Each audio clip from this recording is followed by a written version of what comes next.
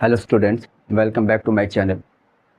Class 12 accountancy second chapter हमारा चल रहा था। Second chapter up to question number 27 हम लोगों ने सॉल्व कर लिया है। क्वेश्चन नंबर 28 में ड्रॉप कर रहा हूँ, क्वेश्चन नंबर 29 देखेंगे। ठीक है, क्वेश्चन नंबर 29 में जो है वो नया टॉपिक आ रहा है।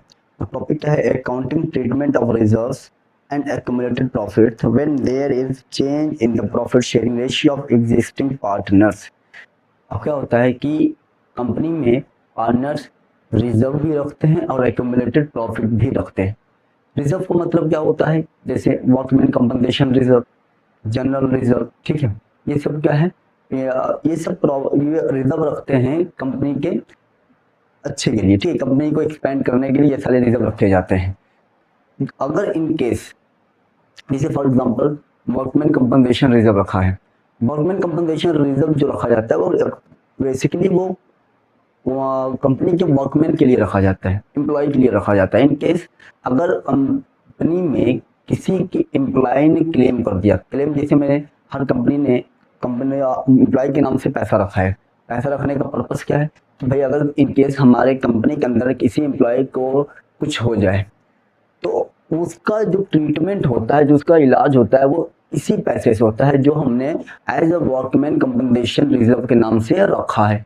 इन केस किसी एम्प्लॉय ने भी क्लेम नहीं किया, यानी कि हमारे कंपनी में ऐसा कुछ इंसिडेंट हुआ ही नहीं जिससे हम अपने एम्प्लॉय को ट्रीटमेंट करा सके एम्प्लॉय का, या फिर कुछ ऐसा इंसिडेंट भी नहीं हुआ जिससे हमारा कुछ पैसा उनके ऊपर खर्च हो, तो जाहिर सी बात है वो पैसा हमारे कंपनी के अंदर बच गया। तो कुछ हुआ नहीं है, सारा का सारा पैसा एक साल बाद कौन ले लेगा?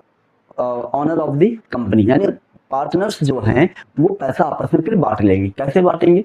एग्रीड रेशियो में बांट लेंगे। एग्रीड रेशियो मतलब जो रेशियो पहले से डिसाइडेड था कि वो प्रॉफिट और लॉस कैसे बांटेंगे। प्रॉफिट मतलब 1:2 से बांटेंगे, 2:3 से बांटेंगे, 3:5 से बांटेंगे। जो इस रेशियो में वो प्रॉफिट बांटेंगे उसी रेशियो में वर्कमैन कंपनसेशन रिजर्व को आपस में डिस्ट्रीब्यूट कर लेंगे, उनके अकाउंट में ट्रांसफर कर दिया जाएगा। इन केस अगर मान लीजिए कंपनी ने 50,000 रुपए एज अ रिजर्व रखा है और उसमें से 20,000 रुपए क्या हो गया? क्लेम हो गया। यानी आप भाई किसी ना किसी को देना पड़ेगा। हो सकता है कोई इंसिडेंट हो जाए हमारे कंपनी, हो सकता है कोई वर्कर सीढ़ी से उतर रहा हो, गिर गया, कोई वर्कर क्या हो गया? फेंट हो गया, बेहोश हो गया, कोई ना कोई इश्यू हो जाएगा। मान लीजिए काम करते करते किसी को चोट आ गई तो उसका इलाज इसी पैसे से होगा, तो उसके इलाज में मान लीजिए 20,000 रुपए लग गए। या फिर कोई रिटायर हो रहा था, रिटायरमेंट का कंपनसेशन रिजर्व हमने उसको दिया, भाई तुम्हारा इतना हिस्सा बनता है, तुम अपना पैसा ले लो। बड़ी बड़ी कंपनियां करती हैं। तो 50,000 में से 20,000 तो क्लेम हो गया, 20,000 चला गया, लेकिन 30,000 बचा है। अब ये 30,000 क्या होगा? वापस पार्टनर्स आपस में एग्री रेशियो में बांट लेंगे, और जो 20,000 जा रहा है उससे हम बनेंगे provision for compensation reserve. In case मान लीजिए 50,000 रिजर्व किया है आपने और 60,000 रुपए क्लेम हो गया। अब ज्यादा हो रहा है, हमने देखा कितना था? सिर्फ 50,000। हो सकता है जिसके लिए ये पैसा यूज हो रहा है उसके यूज में 60,000 लगे, 10,000 ज्यादा लग गया। अब ये 10,000 जो है कंपनी के लिए नुकसान है, लॉस है। लॉस को हमेशा हम रिवैल्यूएशन अकाउंट के नाम से दिखाएंगे, ठीक है। लॉस है तो रिवैल्यूएशन अकाउंट जो है नीचे में नॉमिनल अकाउंट होता है, तो ऐसे केस में उसको हम क्या करेंगे? डेबिट करेंगे। देखिए क्वेश्चन जब हम पढ़ेंगे तो और अच्छे से समझ में आएगा। तो क्वेश्चन नंबर 29 है। क्वेश्चन नंबर 29 क्या कह रहा है? अच्छा, एक्यूमुलेटेड प्रॉफिट की बात सुन लीजिए पहले। एक्यूमुलेटेड प्रॉफिट वो प्रॉफिट होता है जो कंपनी पूरे एक साल में कमाता है, और प्रॉफिट में से कुछ प्रॉफिट का हिस्सा एज अ डिविडेंड बांट दिया जाता है और कुछ प्रॉफिट कंपनी में ही रह जाता है। उस प्रॉफिट को या रिटेन्ड अर्निंग के नाम से जानते हैं, ठीक, या सरप्लस के नाम से जानते हैं, या रिजर्व एंड सरप्लस के नाम से भी आता है, या फिर अनडिस्ट्रीब्यूटेड प्रॉफिट के नाम से भी आता है, या फिर profit and loss credit balance के नाम से आता है। क्रेडिट बैलेंस अगर है तो समझ लीजिए वो फायदा है, ठीक है, वो प्रॉफिट है, नुकसान लॉस नहीं है। डेबिट आएगा तो लॉस है। तो अब देखिए इसे कैसे लिखा है? A and B partners in a firm sharing profits in the ratio of 3:2। Partner कौन है? A B. क्वेश्चन क्या है? 29 2:3, ये ओल्ड रेशियो, ठीक है। जितना भी रिजर्व होता है, जितना भी रिजर्व होगा और जितना भी राइट ऑफ होने वाली चीजें होंगी, राइट ऑफ होने वाली चीजें हमेशा एसेट साइड आता है, जैसे गुडविल, एडवर्टाइजमेंट, सस्पेंस अकाउंट, ये दोनों राइट ऑफ होते हैं, और P&L, डेबिट बैलेंस, ये एसेट साइड होते हैं। तो जितना भी राइट ऑफ होने वाली चीज है और रिजर्व होने वाली चीज है, मान लीजिए जितना भी रिजर्व वाला पार्ट है, जितना भी रिजर्व है, जैसे workman compensation reserve, general reserve, P&L credit balance, ये लायबिलिटी साइड आएंगे। इन सबको हम ट्रांसफर करते हैं। ट्रांसफर करने के लिए कौन सी जनरल एंट्री बनेगी, इनको हम डेबिट करते हैं। और पार्टनर्स क्रेडिट होते हैं एग्रीड रेशियो में, एग्रीड रेशियो मतलब ओल्ड रेशियो में, ठीक। लेकिन अगर राइट ऑफ होने वाली चीज है, राइट ऑफ होने वाली चीजें हमेशा क्रेडिट होती है और पार्टनर्स डेबिट होते हैं ओल्ड रेशियो से। They decided to share profit in the ratio of 3:4। New ratio क्या हो गया, 3:4,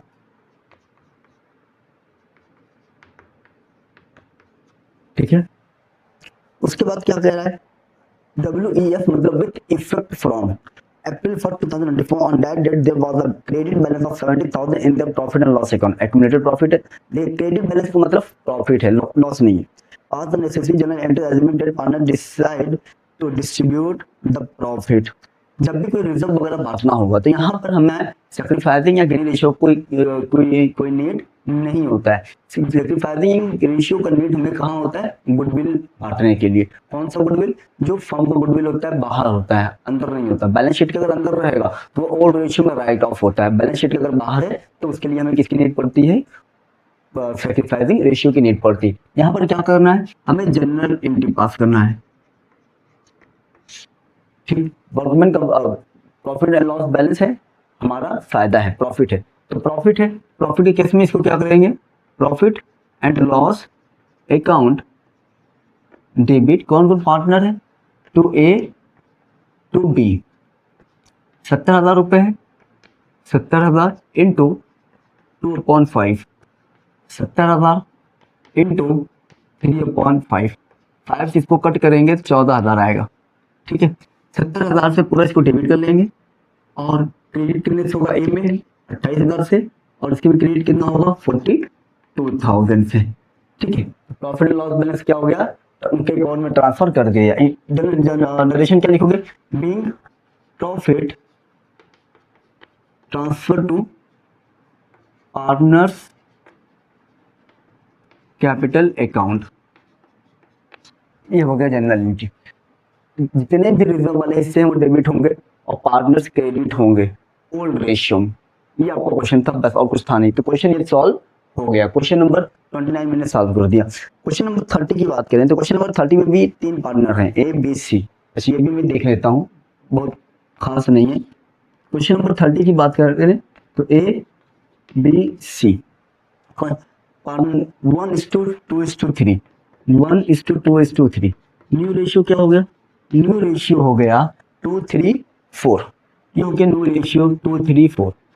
अच्छा ये बट क्यों रहा है, भाई रीजन क्या है, ये तब इसका रोल आएगा जब पार्टनर्स का रेशियो बढ़ जाएगा। जब पार्टनर्स के रेशियो में कोई चेंजेस आएंगे, पार्टनर्स का रेशियो जब चेंज होगा तो ऐसे केस में एक्यूमुलेटेड प्रॉफिट हो और चाहे रिजर्व हो, उसका भी ट्रीटमेंट तब होगा। क्योंकि अब भाई रेशियो चेंज हो गया है, जाहिर सी बात है प्रॉफिट भी अब लोगों को कम या ज्यादा मिलेगा, ठीक है।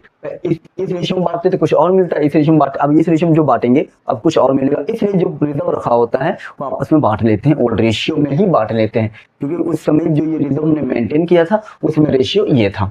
अब देखिए कंपनी को क्या हो रहा है, इसमें डेबिट बैलेंस है कितना है, 90,000। डेबिट बैलेंस मतलब नुकसान है। अब नुकसान क्या होता है, मैंने बताया था राइट ऑफ होता है, ठीक है। नुकसान क्या करेंगे हम लोग, राइट ऑफ करेंगे। राइट ऑफ करने के लिए पार्टनर्स डेबिट होते हैं और P&L क्या होता है, क्रेडिट होता है। राइट ऑफ अगर करना है तो राइट ऑफ होने वाली चीज है क्रेडिट, पार्टनर्स डेबिट। तो अब एज कैपिटल अकाउंट डेबिट, थोड़ा सा और दूर रखिए ताकि आपको और अच्छे समझ आए।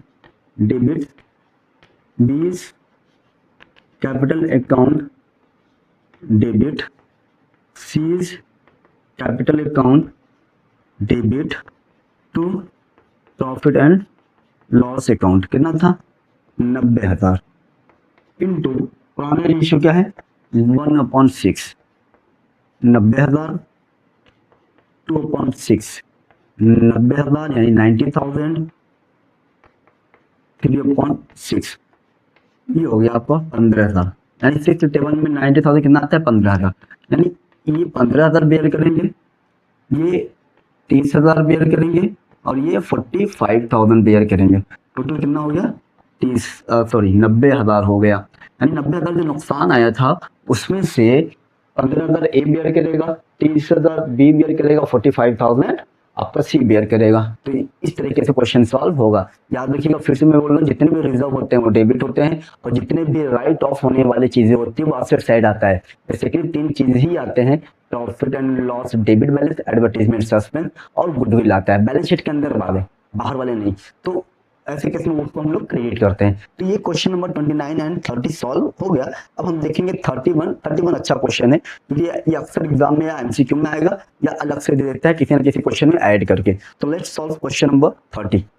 A and be sharing profit and losses in the ratio of 2:3, यानी ए और बी का रेशियो क्या है, 2:3 है। क्वेश्चन मैच कर लीजिएगा अपने बुक्स आप लोग।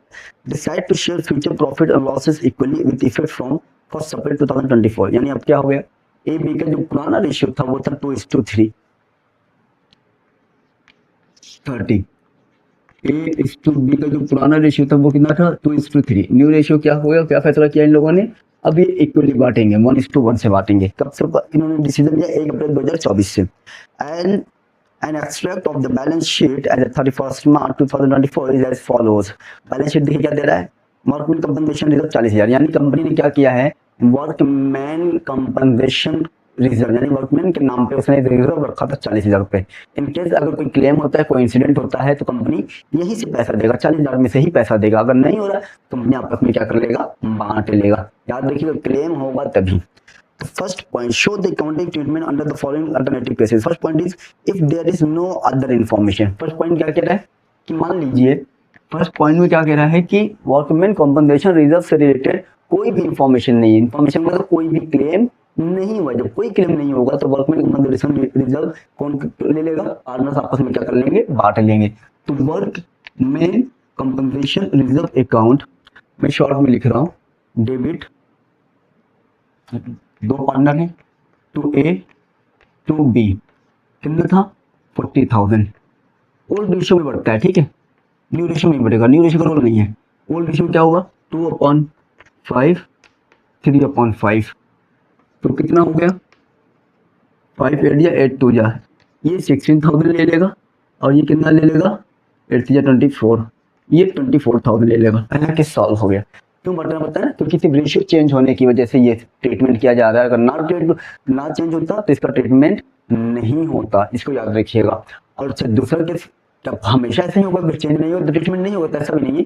और मान लीजिए रेशियो भले चेंज नहीं हुआ लेकिन क्लेम हुआ है तो पैसा बच गया, तो वो पार्टनर तब भी आपस में ओल्ड रेशियो में बांट लेते हैं। Point number second, if a claim on account of workman compensation estimated at 25,000। अब देखिए क्वेश्चन क्या कह रहा है, पॉइंट नंबर 2। पॉइंट नंबर 2 में क्या कह रहा है कि अब जो क्वेश्चन है वो कंपनी ने 40,000 रिजर्व रखा था, लेकिन 40,000 में से क्लेम कितना हो गया, 25,000 क्लेम हो गया। 25,000 क्लेम होने का मतलब क्या हो गया कि कंपनी से 25,000 रुपए क्या हो रहा है, चला गया। जब 25,000 रुपए चला गया इसका मतलब कंपनी में बचा कितना, सिर्फ 15,000 रुपए ही बचे।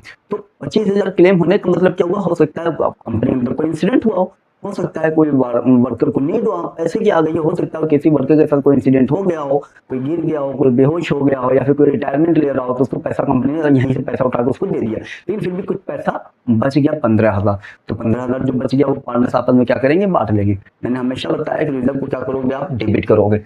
अब ध्यान से रखिएगा, workman compensation reserve account debit कितने से, 40,000 से। क्लेम कितना हुआ है, 25,000, तो उसको भी हम यहाँ लिखेंगे। क्लेम हमेशा क्रेडिट होगा। To provision for workman compensation reserve लिखो, चाहे टू प्रोविजन फॉर क्लेम लिख सकते हो, जो आपको डिपेंड अच्छा लगे।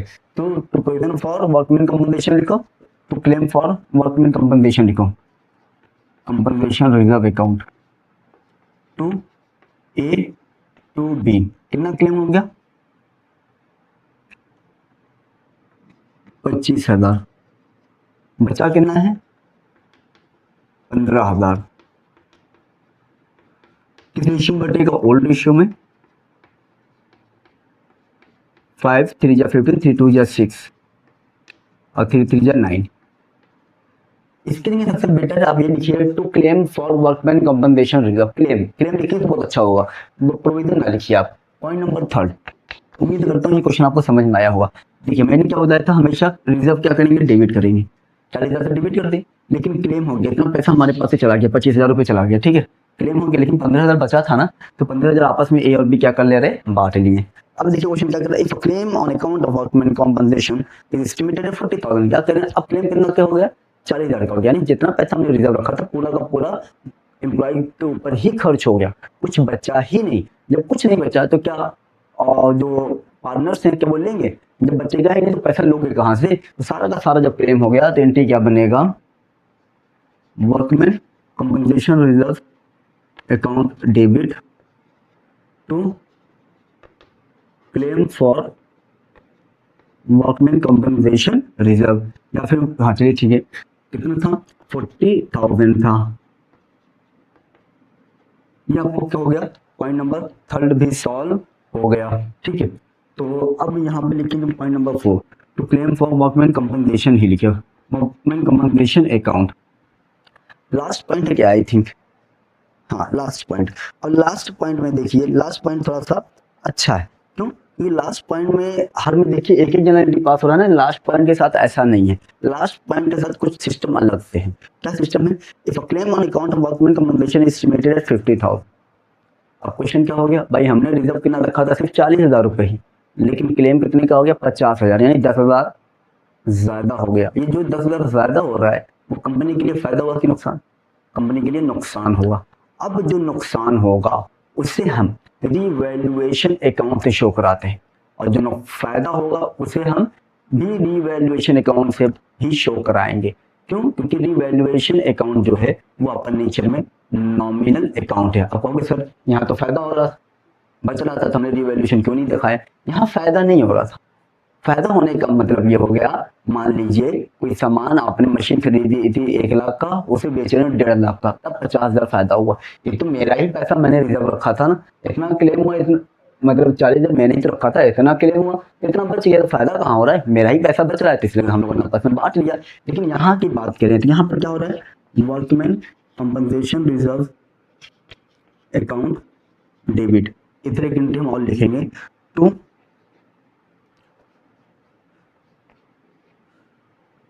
Claim for workman compensation account. Claim कितने का हो रहा है, क्लेम हो गया है 50,000 रुपए का, जबकि वर्कमैन कंपनसेशन रिजर्व अकाउंट यानी हम लोगों ने रिजर्व कितना रखा था, सिर्फ 40,000 रुपए ही रखा था, यानी यहाँ पर 10,000 से और डेबिट होगा।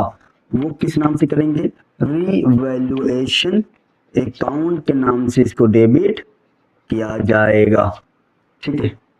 किस नाम से करेंगे, रिवैल्यूएशन अकाउंट। रिवैल्यूएशन का अकाउंट का मतलब क्या होगा, जब भी असेट्स के वैल्यू या लायबिलिटीज के वैल्यू फ्लक्चुएट करते हैं या चेंजेस होते हैं, जिसकी वजह से कंपनी को फायदा या फिर नुकसान होता है, उस जितने से भी फायदा हुआ या फिर जितने से भी नुकसान हुआ, उस चेंजेस को हम रिवैल्यूएशन अकाउंट से शो कराते हैं, ठीक है। अब देखिए यहाँ पर हमने 40,000 रिजर्व रखा था, क्लेम हो गया कितने का, 50,000 का क्लेम हुआ, 10,000 का नुकसान, 10,000 हम लोगों ने रिवैल्यूएशन अकाउंट से दिखा दिया, ठीक है। इसका तो एक एंट्री ये हो गया, लेकिन जो नुकसान हुआ है इसका दूसरा एंट्री भी आएगा।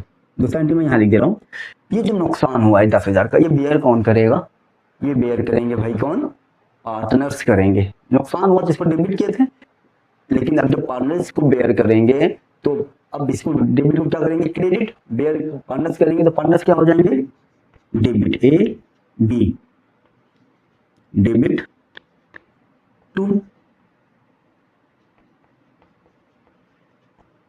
रिवैल्यूएशन अकाउंट, कितने से, 10,000 से।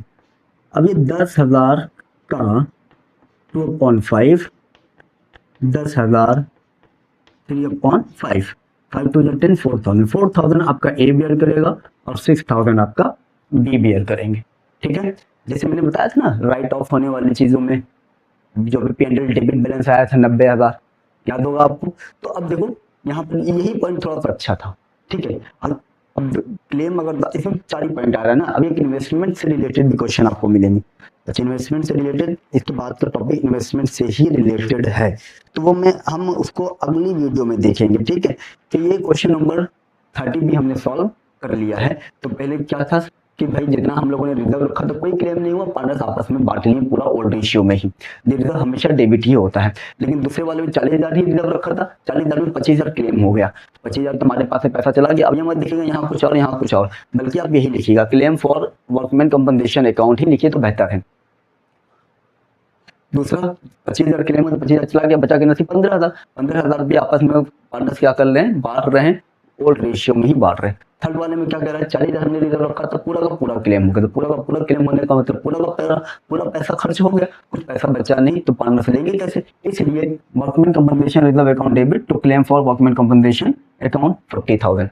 चौथा वाला केस अच्छा है, इंपॉर्टेंट है कि हमने 40,000 ही रिजर्व रखा था, लेकिन क्लेम कितने का हो गया, 50,000 का क्लेम, ज्यादा क्लेम हो गया। कितना ज्यादा हुआ, 10,000। 10,000 कंपनी के लिए क्या हुआ, नुकसान हुआ। तो 10,000 जो लॉस होता है उसे हम लोग किसे शो कराएंगे, रिवैल्यूएशन अकाउंट से शो कराएंगे। WCR रिजर्व हमेशा डेबिट ही होता है, 40,000, revaluation account 10,000, claim for workman compensation account 50,000। जो नुकसान हुआ है वो नुकसान बेयर कौन करेगा, वो नुकसान बेयर करने वाले हैं लोग, पार्टनर्स बेयर करेंगे। प्रॉफिट हो रहा है तुम ले रहे हो, तो नुकसान होगा तो कौन का एम्प्लॉय सहेंगे, नहीं भाई तुम्हें को सहना है। तुम सहने के लिए बेयर करने की गारंटी क्या करेंगे, यहाँ पर रिवैल्यूएशन अकाउंट डेबिट है तो रिवैल्यूएशन अकाउंट क्या हो गया, क्रेडिट, और पार्टनर्स को लोगों ने क्या कर दिया, डेबिट। ये हो गया क्वेश्चन नंबर 29 और 30।